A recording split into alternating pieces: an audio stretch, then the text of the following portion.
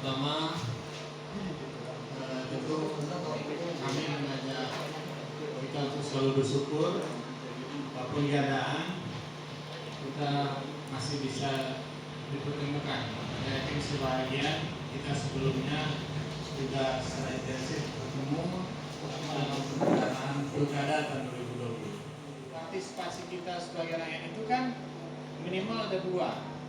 Pertama, berpartisipasi untuk ikut menjadi penyelenggara pemilihan, jadi BPK, jadi BPS, jadi pengawas. Yang kedua, berpartisipasi sebagai pemilih mulai dari penyusunan daftar pemilih, datang mantarli ke rumah, lalu kita konfirmasi data kita, diumumkan daftar pemilih sementara, kita lihat apakah nama kita ada di sana. Kalau tidak, kita adalah menggunakan hak pilih pada hari pemungutan suara. Itu yang umum dipahami atau kita pahami terkait bentuk partisipasi kita sebagai rakyat dalam pemilihan atau pemilu. Tetapi sesungguhnya ada yang lebih penting, ada yang tidak kalah penting dibandingkan memilih, yaitu mengawal hasil pemilihan itu. Jadi jangan sampai bupatinya terpilih, DPRD-nya terpilih, habis itu kita menganggap tugas kita sudah selesai. Justru setelah itu yang tidak kalah penting arti keberadaan kita sebagai pemilih. Nah, memilih atau bahkan tidak ikut memilih sekalipun tetap akan terdampak terhadap siapa yang dipilih. Makanya dalam kampanye kan selalu diajak masyarakat, pelajarilah visi misinya supaya nanti tidak salah pilih, tidak salah orang misalnya. Karena kenapa?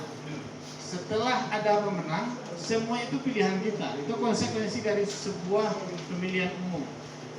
Siapapun yang menang itulah pilihan rakyat pada hakikatnya. Nah, Bapak Ibu yang tidak milih kemarin atau yang tidak milih misalnya yang menang ini, sekarang kan tetap menjadi bagian dari yang terdampak dari pilihan itu kan? Kan nggak mungkin karena gara-gara kalah pilihannya kita pindah ke kabupaten lain. Kan nggak begitu konsekuensinya. Makanya setelah pilkada itu biasanya kalau di daerah kita ada ketua biduk lalu kiambang batawi. Selesai pemilihan sudah selesai. Siapa yang terpilih itulah pemimpin kita.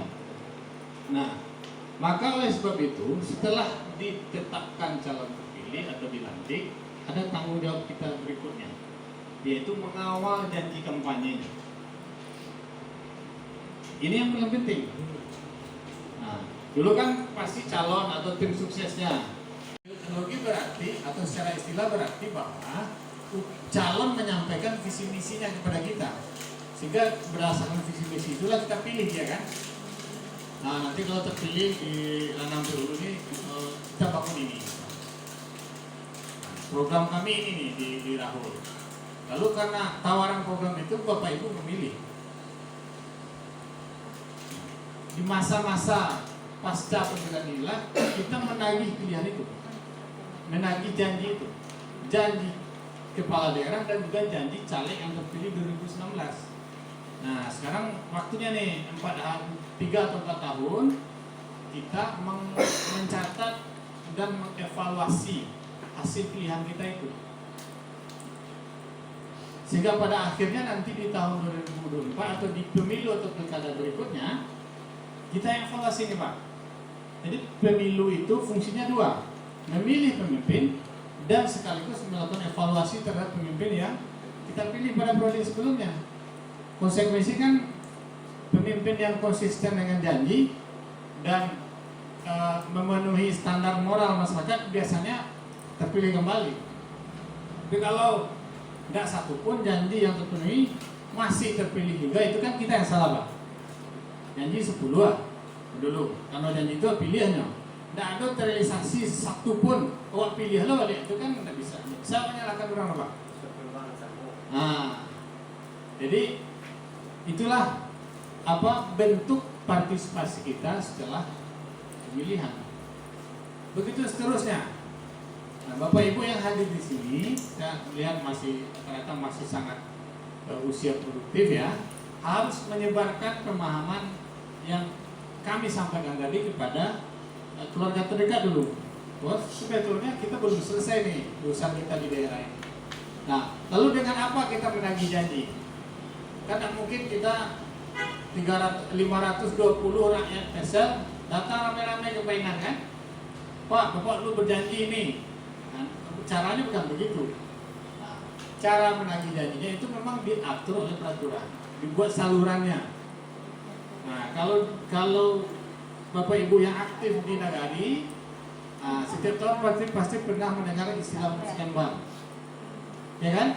Nah, maka Bapak Ibu sampaikanlah melalui musrenbang itu. Nah, ini disako dulu janjinya begini Pak. Nah, sekarang tolong masukkan program atau janji kampanye caleg atau calon bupati yang dulu dijanjikan ke kami. Apa janjinya dulu?